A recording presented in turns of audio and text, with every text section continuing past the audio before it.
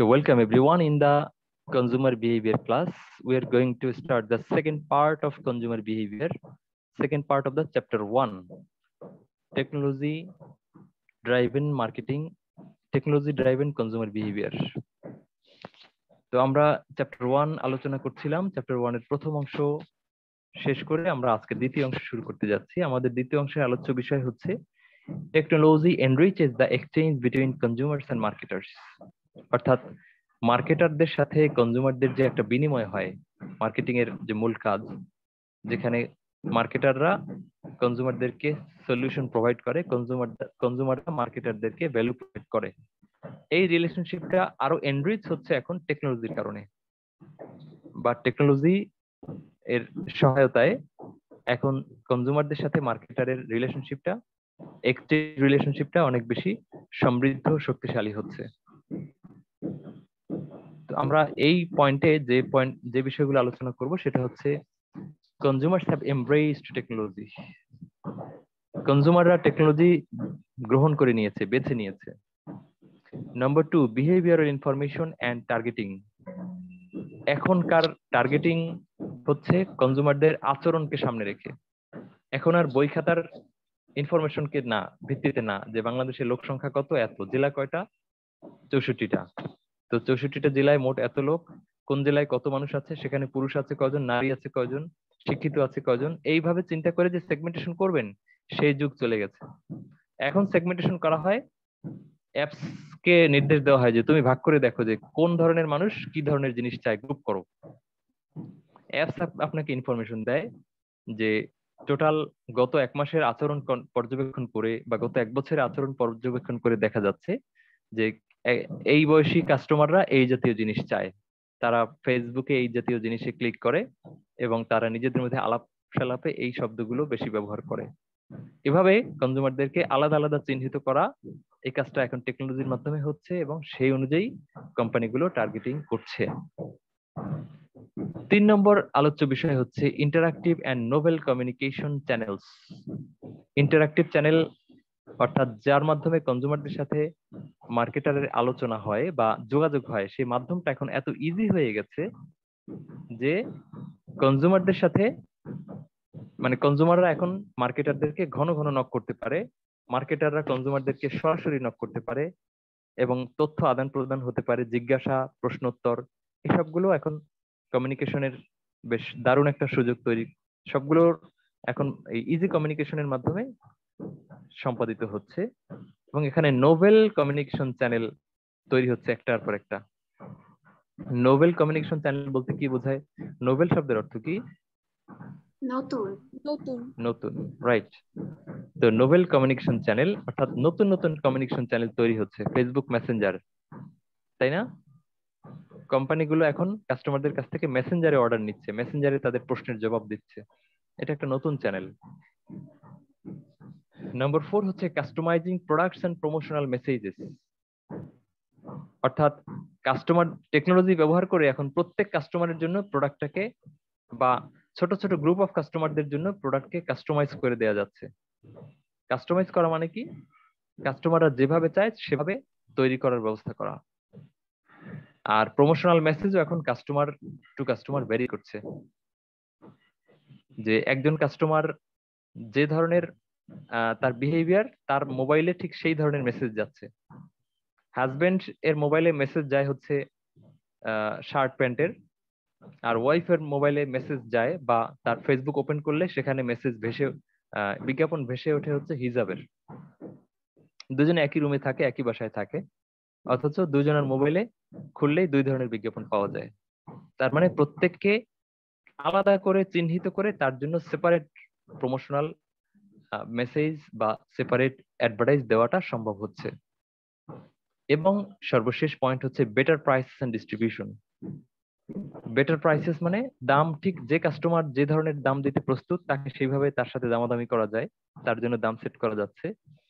এবং ডিস্ট্রিবিউশন অর্থাৎ যে কাস্টমার যেভাবে প্রোডাক্টটা নিতে সক্ষম, নিতে আগ্রহী, তাকে সেভাবে দেওয়ার ব্যবস্থা হয়ে যাচ্ছে এই টেকনোলজির মাধ্যমে।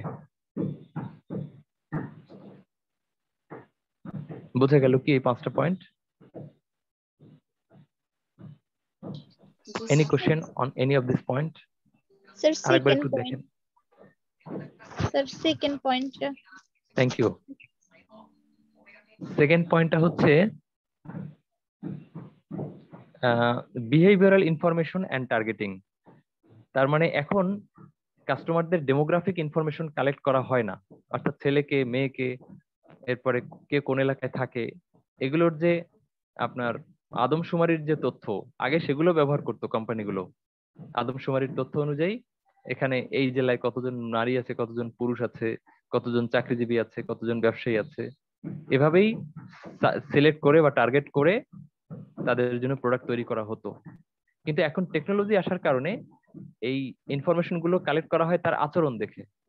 ফেসবুকে সে কোন দিকে বেশি ঘোরে, তারপরে গুগলে সে কি ধরনের জিনিস সার্চ দেয়, ইউটিউবে সে কোন ধরনের জিনিস, কোন ধরনের কন্টেন্ট সে বেশি দেখে, তার এই বিহেভিয়ারকে সামনে রেখেই তাকে ভাগ করে ফেলা হয় যে সে কোন ধরনের লোক, সে কোন ধরনের জিনিস চায়। Behavioural information clear? জি স্যার। এবং সেই অনুযায়ী টার্গেট করা হয় যে আমরা খুঁজে পেলাম ফেসবুক ব্যবহারকারীদের আচরণকে সামনে রেখে, বিহেভিয়ারকে সামনে রেখে খুঁজে পেলাম যে 33 ধরনের মানুষ আছে, 33টা গ্রুপের কাস্টমার আছে। তো তার মধ্যে আমি দুটো গ্রুপকে টার্গেট করতেই পারি, সিলেক্ট করতে পারি, সেটা হচ্ছে টার্গেটিং। তো এখনকার টার্গেটিংটা হয় টেকনোলজি বেসড, সেগমেন্টেশনটাও হয় technology based. Any other question?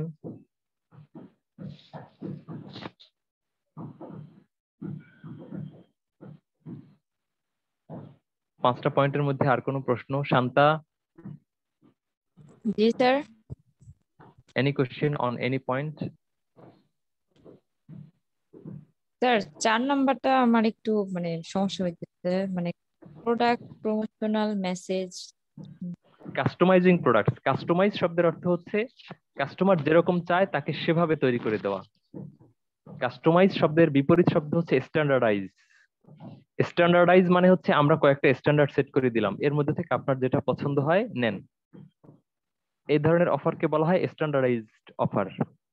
আর কাস্টমাইজড অফার হচ্ছে আপনি যেমনটি চান আমরা আপনার জন্য তেমনটি বানিয়ে দেব। এর বেস্ট এক্সাম্পল হচ্ছে টেইলার্স। দোকানে আপনি কয়েকটা সাইজের পণ্য পাবেন, পোশাক পাবেন, আর টেইলার্সে গেলে আপনার মাপ অনুযায়ী পোশাক তৈরি হবে। তো নিজ মানে কাস্টমারের নিজের ইচ্ছা পছন্দ অনুযায়ী যখন প্রোডাক্টের শেপ হয় সেটাকে আমরা বলছি কাস্টমাইজেশন অফ দ্য প্রোডাক্ট। তো এখন টেকনোলজি ইমপ্রুভমেন্টের কারণে প্রোডাক্ট কাস্টমাইজেশনটা অনেক ইজি হয়ে যাচ্ছে। কাস্টমার যেভাবে চাচ্ছে তাকে সেভাবে প্রোডাক্ট বা সার্ভিস দেওয়া সম্ভব হচ্ছে। যেমন আগে আপনাদের পরীক্ষা নিতাম আমরা নির্দিষ্ট টাইমে নির্দিষ্ট দিনে, না আসতে পারলে আপনারা স্পেশাল দিতেন। এখন আপনাদের ভাইবা নেই, কেউ যদি সমস্যা হয় তাহলে তার ভাইবাটা আমরা পরে নিচ্ছি। সেদিন এক মেয়ে ফোন দিয়ে মানে মেসেজ দিয়েছে, স্যার আমি শ্বশুর বাড়িতে আছি, ঘরে অনেক মেহমান, আমি ভাইবা দেওয়ার মতো কোনো সুযোগ এবং কোনো জায়গা আমার ঘরে নাই, আমাকে 2 ঘন্টা পরে ব্যবস্থা করলে ভালো হয়। আমরা তার ভাইবাটা 2 ঘন্টা পরে নিয়েছি। তাকে তার মানে আমরা এখন কাস্টমাইজেশনের ব্যবস্থা করতে পারছি টেকনোলজির কারণে, কাস্টমাইজ সার্ভিস দিতে পারছি। ক্লিয়ার এটা? জি স্যার। আর কাস্টমাইজড প্রমোশনাল মেসেজ হচ্ছে যে আপনার ফেসবুক বিহেভিয়ারটাকে অ্যানালাইসিস করে আমরা বুঝতে পারছি যে আপনি এখন কি খুঁজছেন। যেমন আপনার একটা ছোট বাচ্চা আছে, দুগ্ধপোষ্য শিশু আছে, তো আপনি ডায়াপার খোঁজ করেন, এটা আমরা আপনার ফেসবুকের নাড়াচাড়া দেখেই বুঝতে পেরেছি আপনার বাচ্চা আছে, তো আপনার ডায়াপার দরকার। ফাইন, তাহলে আপনাকে আপনার মোবাইলে মাঝে মাঝে ডায়াপারের মেসেজ দেওয়া বা ডায়াপার সংক্রান্ত বিজ্ঞাপনগুলো পাঠানো আমরা এখন ইজি হয়ে যাচ্ছে। কিন্তু আপনার হাজবেন্ডের মোবাইলে হয়তো সেটা যাবে না, কারণ ডায়াপারের ডিসিশনটা আপনি নেন, সে শুধু কিনে আনে। তো এই যে প্রত্যেক কাস্টমারের বিহেভিয়ার বুঝে তার জন্য তার উপযোগী বিজ্ঞাপনগুলো পাঠানো, সেটাকে আমরা বলছি customised promotional messages. Am I right? জি স্যার। জি, আর কারো কোনো প্রশ্ন কোনো পয়েন্টে?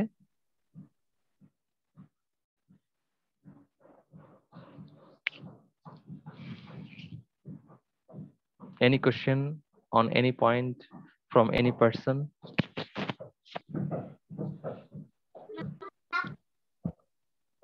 আমরা পরের পয়েন্টে চলে যাচ্ছি, সেটা হচ্ছে customer value, satisfaction and retention. I am repeating, customer value, satisfaction and retention.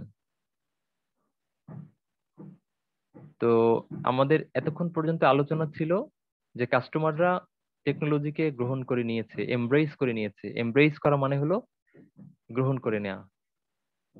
তো যেহেতু কাস্টমাররা টেকনোলজি এমব্রেস করে নিয়েছে, তো এখন কাস্টমারদের ভ্যালু দেওয়াটা অনেক ইজি হয়ে গেছে, কাস্টমারদেরকে স্যাটিসফাই করাটা এখন অনেক ইজি হয়ে গেছে। তো আগে আমরা জেনে নিই কাস্টমার ভ্যালু বলতে কি বোঝায়, কাস্টমার স্যাটিসফ্যাকশন বলতে কি বোঝায় এবং রিটেনশন বলতে কি বোঝায়। কাস্টমার ভ্যালু হচ্ছে, সাধারণ অর্থে আমরা ভ্যালু বলি যে কাস্টমারদেরকে যা দেওয়া হয় তাই ভ্যালু। কাস্টমারদেরকে আমরা যে উপকারটা দিচ্ছি, তাদের যে নিডটা ফিল আপ করছি, সেটাই ভ্যালু। তবে আমরা ডিটেইলড ব্যাখ্যায় বলবো কাস্টমার ভ্যালু হচ্ছে the difference between the customers perceive benefits and the cost. কাস্টমাররা যে বেনিফিটটা পেয়েছে বলে সে মনে করে এবং সেই বেনিফিটটা পেতে তাকে যা খরচ করতে হয়েছে, এই দুটোর পার্থক্যটাকে আমরা বলি customer value. I am repeating, customer value is the difference between what benefits customers get and what resources they sacrificed to get that benefit. কোন একটা উপকার কতটুকু উপকার পেল আর সেই উপকার পাওয়ার জন্য তাকে কি হারাতে হলো বা কি খরচ করতে হলো, সেটার এই দুটোর মধ্যে তুলনা করলে বা পার্থক্য করলে যা বের হয় সেটাই হচ্ছে কাস্টমার ভ্যালু। আমরা উদাহরণ দিচ্ছি, আপনি একটা ক্লাস করছেন, আপনি একটা কোচিং সেন্টারে ক্লাস করেছেন ৩,০০০ টাকা ভর্তি হয়ে, মানে ৩,০০০ টাকা ফি দিয়ে। তো আপনি প্রথমত আপনি সেখান থেকে কি পাচ্ছেন সেটা হিসেব করবেন। তো সেই পাওয়াটা অনেক কিছু হতে পারে। একটা হলো যে আপনি অমুক কোচিং, ওখানে কোচিং করেন, এটার ক্লাসমেট সবাইকে বললেন, বাসার সবাই জানলো যে সে একটা দামি কোচিং করে বা একটা আইএলটিএস বা এই টাইপের কিছু সে করছে, সাইফুডসে। এই যে আপনার সবাই আপনার ব্যাপারে একটু ভালো ধারণা করলো, এটাও আপনার একটা পাওয়া। এর বাইরে আপনি যে ইংরেজি শিখছেন সেটাও আপনার একটা প্রাপ্তি। তাহলে এই প্রাপ্তিগুলো আপনি হিসেব করলেন যে আমি কি পেলাম, একদিকে ইংরেজি শিখছি আর একদিকে সবাই আমাকে একটু ভালো জানছে। আর খরচ করলেন কি, প্রথমত টাকা খরচ করলেন ৩,০০০ টাকা, দ্বিতীয়ত আপনি সময় খরচ করলেন, ওর পেছনে প্রতিদিন আপনার প্রায় ৩ ঘন্টা যায় যাতায়াত সহ। আর তৃতীয়ত আপনার যে শ্রম খরচ করলেন, আপনাকে বেশ কিছুক্ষণ হাঁটা, কিছুক্ষণ রিক্সায় চড়া, তারপরে সিঁড়ি বেয়ে ওঠা, গরমের মধ্যে বসে থাকা, এই যে কতগুলো বিষয় আপনি খরচ করলেন, টাকা খরচ করলেন, শ্রম খরচ করলেন, সময় খরচ করলেন। এখন আপনি হিসেব করলেন যে আসলে আমি কি পেলাম, এত খরচ করে বা এতটুকু মানে হারিয়ে যা পেয়েছি সেটা কি আসলে আমার পোষায়। যদি না পোষায়, আপনি কিছুদিন পর আস্তে করে বন্ধ করে দিবেন যে না, হবে না, ৩,০০০ টাকা গেলে যাক, বাট যা পাই ও দিয়ে এই মানে এই পরিশ্রম করে এই টাকায় আসলে ওইটা আমার দরকার নেই। এই যে আপনি পাওয়া এবং না পাওয়ার, পাওয়া এবং হারানোর যে কম্পেয়ার করলেন, সেটাই আমরা বলছি customer value. Am I clear, please, about the customer value? G sir. পাওয়া না পাওয়ার হিসেবটাই হচ্ছে কাস্টমার ভ্যালু। ভালো একটা ডেফিনেশন খুঁজে বের করলাম আমরা।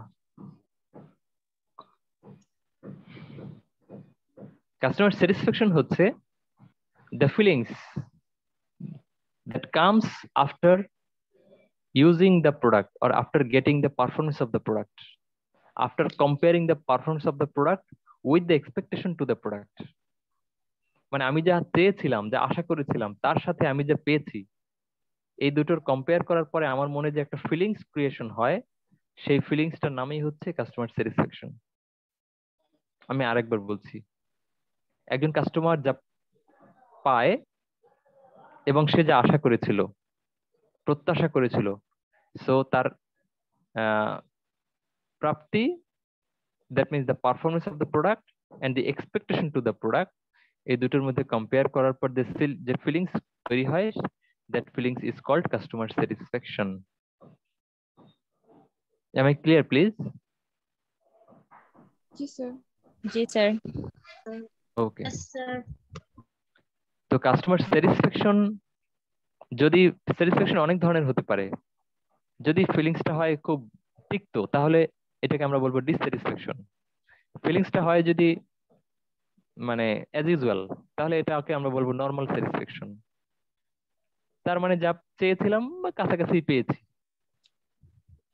আর যদি এমন হয় যে যা চেয়েছিলাম তার চেয়ে অনেক গুণে, বা যা আশা করেছিলাম, যা ধারণা করেছিলাম তার চেয়ে অনেক গুণ বেশি পেয়েছি, এমনটা যদি হয় তাহলে হচ্ছে হাইলি স্যাটিসফাইড অথবা ডিলাইটমেন্ট। সুতরাং স্যাটিসফ্যাকশনকে আমরা 3 ভাগে ভাগ করতে পারি: dissatisfaction, satisfaction, higher satisfaction. Clear? জি স্যার। জি sir. Okay, so then question হচ্ছে কাস্টমার রিটেনশন। কাস্টমার রিটেনশন মানে হচ্ছে ধরে রাখা। রিটেইন শব্দের অর্থ কি জানো? ধরে রাখা। রিটেইনড আর্নিংস পড়েছি না অ্যাকাউন্টিং এ? জি স্যার। সংরক্ষণ। আনডিস্ট্রিবিউটেড প্রফিট, যে সংরক্ষিত প্রফিটটা হবে। আমরা শেয়ার হোল্ডারদের মাঝে ডিস্ট্রিবিউট করে দেইনি, সেটাকে আমরা বলছি রিটেইনড আর্নিংস। তো কাস্টমার রিটেনশন মানে কাস্টমারদেরকে ধরে রাখা। So how will you achieve the customer retention? Definitely, if you can offer or if you can provide the higher satisfaction, then customer will be retained to you. যদি আপনি কাস্টমারদেরকে higher satisfaction বা ডিলাইটমেন্ট offer করতে পারেন বা ensure করতে পারেন, then you can expect that your customer will come to you again. This re-coming is called customer retention. Okay? জি sir. Okay, তাহলে আমরা customer value, satisfaction and retention জানলাম। একটার সাথে আরেকটা রিলেশনশিপটা আমরা বুঝলাম। আমরা প্রশ্ন করতেই পারি আপনাকে পরীক্ষার হলে, এই 3টা পয়েন্ট দিয়ে দেবো, ঠিক এই স্লাইডটাই কপি করে দেবো, দিয়ে আপনাকে বলবো যে please explain the relationship between this 3 points.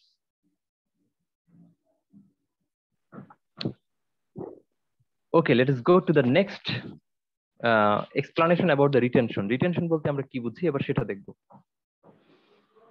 Customer retention হচ্ছে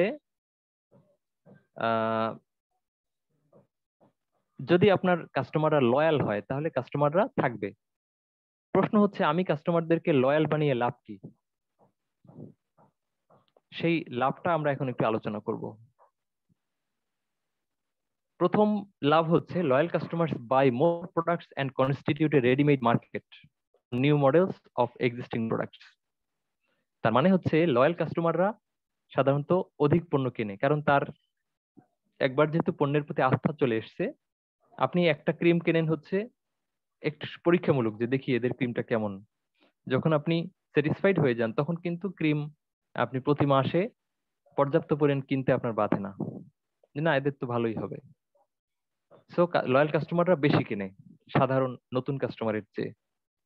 এবং দ্বিতীয়ত, loyal customer constitute a readymade market for the new models of existing products. এখন যদি যারা রেগুলার একটা পণ্যের কোনো একটা মডেল কিনছে, ওই কোম্পানির যদি নতুন একটা মডেল বের হয়, অবশ্যই পুরাতন কাস্টমাররা এই মডেলের প্রতি খুব বেশি আস্থাশীল থাকে, যে আগেরটা যেহেতু ভালো ছিল অবশ্যই নতুনটাও ভালোই হবে। তার মানে এই কাস্টমারদের জন্য নতুন প্রোডাক্টে আর নতুন করে ব্র্যান্ডিং করতে হয় না, নতুন করে মানে পার্সু করতে হয় না, নতুন করে তাদেরকে ইনফ্লুয়েন্স করতে হয় না। দে আর অলরেডি ইনফ্লুয়েন্সড। মার্কেটে আসা বাকি, আপনি মার্কেটে নিয়ে আসলেন, সে কিনবে। আপনি প্রাণের যেহেতু হলুদের গুঁড়া কেনেন, সো প্রাণের মরিচের গুঁড়ার জন্য আপনাকে আর আলাদা মার্কেটিং করার দরকার নেই। যেহেতু আপনি হলুদ এবং মরিচের গুঁড়ো কেনেন, সেজন্য ধনিয়ার গুঁড়ো, এটার জন্য আপনাকে আর নতুন করে মার্কেটিং করার দরকার নেই, because you are already loyal. Okay, so এই হচ্ছে একটা বেনিফিট, যে নতুন মডেল আনার জন্য একটা রেডি মার্কেট থাকে। নাম্বার 2 হচ্ছে long term customers who are thoroughly familiar with the company's products are an important asset when new products and services are developed and tested. যারা দীর্ঘদিন ধরে আমাদের কাস্টমার, তারা আমাদের স্টাইল জানে, আমাদের শোরুম চেনে, তারা আমাদের ওয়েবসাইট চেনে, তারা আমাদের ফেসবুক পেজ চেনে। সো নতুন ধরনের প্রোডাক্ট লঞ্চ করলে তখন সেটার পেছনে আমাদের আর নতুন করে বাড়তি খরচ করতে হয় না, কারণ তারা ঠিকই জানে যে কোথায় নক করতে হবে, কোথা থেকে প্রোডাক্টটা ডেলিভারি আনতে হবে। Number 2 clear please?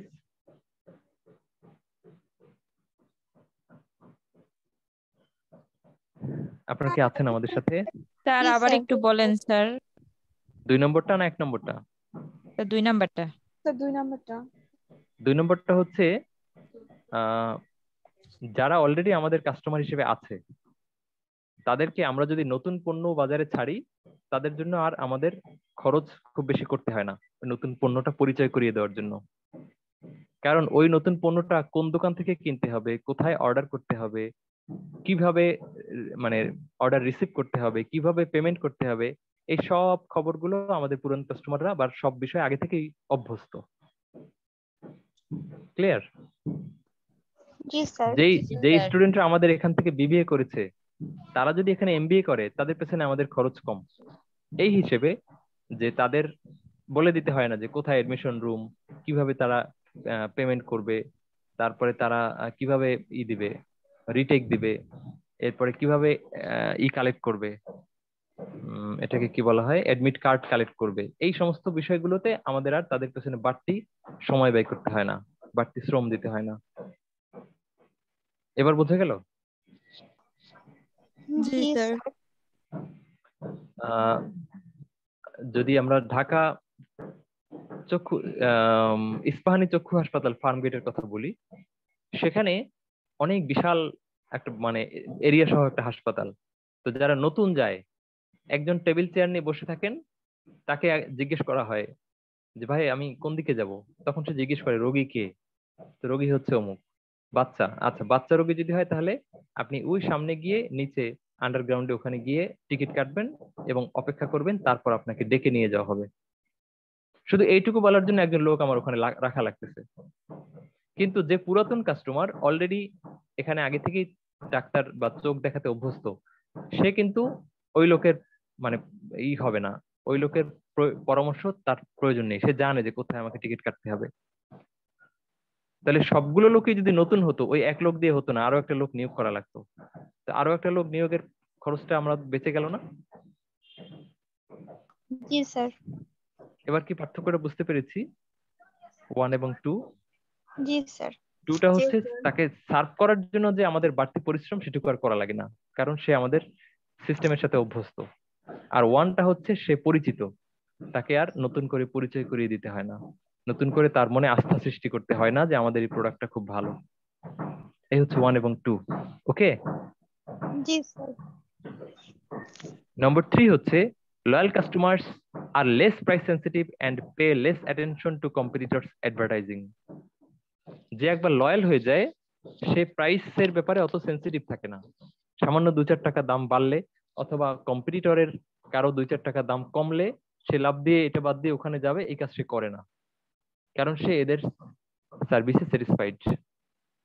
কিন্তু যারা নতুন কাস্টমার অথবা ডিসস্যাটিসফাইড কাস্টমার, তারা কি করে, এখান থেকে সামান্যতম কোনো ভালো কিছু পেলেই আস্তে করে অন্য জায়গায় সুইচ করে, যে না এদেরটা তো অনেকদিন ধরেই ভাবছিলাম যে এটা বাদ দিতে হবে, তো যেহেতু আরেকজন এসছে তাদেরটাই কিনি। আপনারা যারা বাসায় ইউজ করেন, ওয়াইফাই ইউজ করেন, দেখবেন আপনারা যত টাকা দেন তার চেয়ে কম টাকার ওয়াইফাই এর বিজ্ঞাপন মার্কেটে ঘুরছে, তাই না? গলির মুখে এত এমবিপিএস মাত্র এতশো টাকা। তাহলে কি আপনি পরদিনেই আপনারটা বদল করেন? করেন না, কারণ আপনার যা পাচ্ছেন তাদের ব্যাপারে আপনার মোটামুটি আস্থা তৈরি হয়ে গেছে। এটাই আমরা 3 নম্বরে বলেছি যে loyal customers are less price sensitive and pay less attention to competitors advertising. যারা গ্রামীণ ইউজ করে খুশি, তারা বাংলা লিংকের যত কম দামের বিজ্ঞাপন আসুক, বাংলা লিংকের ব্যাপারে তাদের খুব একটা আগ্রহ নেই। নম্বর 4 হচ্ছে servicing existing customers who are familiar with the firm's offerings and processes is cheaper. এটা আসলে 2 নম্বরে যে আলোচনা করেছিলাম সেটাই এটা।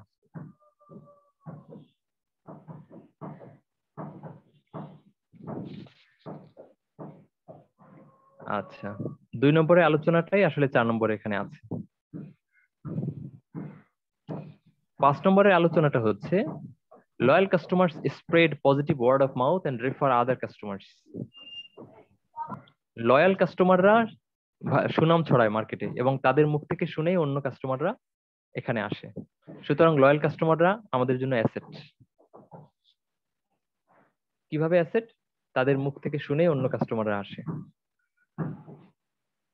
আপনাদের এখানে যারা আছেন, আপনার কাছ থেকে শুনে এই ইউনিভার্সিটিতে ভর্তি হয়েছে এমন কেউ আছেন?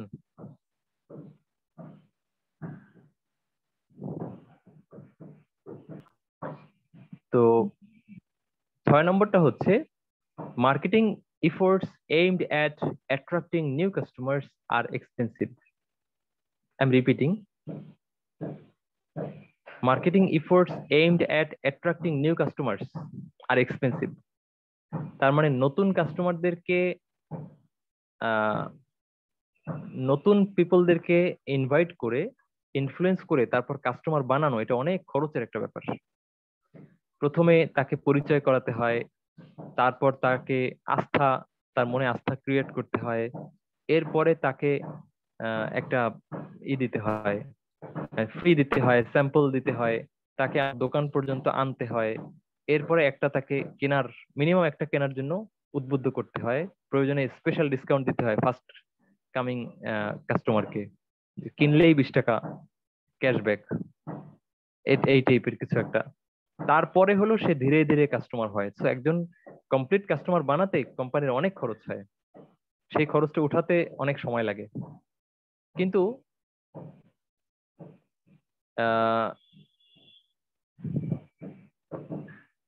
বলা হচ্ছে যে in saturated markets it may be impossible to find new customers, অর্থাৎ যেখানে সবাই এই প্রোডাক্ট কিনে নিয়েছে আর নতুন করে কেনার কেউ নাই, সেখানে অন্য কোম্পানির কাস্টমারকে টেনে নিজের কোম্পানিতে আনা এটা তো আরো কঠিন।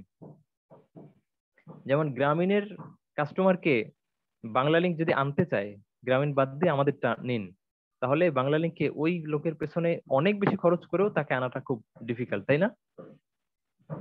বাংলালিংক তাকেই আনতে পারে যে লোক এখন পর্যন্ত কোনো সিম ইউজ করে না, যে ভাই আমাদেরটা সবচেয়ে ভালো। কিন্তু গ্রামীণের কাস্টমারকে বাদ দিয়ে বাংলালিংকে আনা এটা খুবই অলমোস্ট ইম্পসিবল। ক্লিয়ার? জি স্যার। তো 6 নম্বরের পয়েন্টে এটাই বলা হচ্ছে যে নতুন কাস্টমার আনা কঠিন, আর অন্য কোম্পানির কাস্টমার ভাগিয়ে আনা তো আরো কঠিন। এবং একটা ডাটা দেখেন এখানে, 25 low customer turnover is correlated with higher profits. তার মানে হচ্ছে যে আপনি যদি যে পরিমাণ কাস্টমার হারিয়ে যায় প্রতিনিয়ত, যদি 25% তাদেরকে ধরে রাখতে পারেন, তাহলে আপনার প্রফিটটা নতুন 25% কাস্টমার আনার চেয়ে অনেক বেশি। আমি রিপিট করছি, যদি আপনি 25% কাস্টমার ধরে রাখতে পারেন যারা হারিয়ে যাচ্ছে, তাতে আপনার যে পরিমাণ প্রফিট হবে সেটা আরো মানে দ্বিগুণ নতুন কাস্টমার আনার চেয়েও অনেক বেশি। তার মানে পুরনো কাস্টমার ধরে রাখা অনেক লাভ, অনেক দিক থেকে লাভ, এবং প্রফিটে সেটার উপর দারুণ প্রভাব পড়ে। নম্বর 6 শেষ। নম্বর 7 হচ্ছে increased customer retention and loyalty make the employees job easier and more satisfying.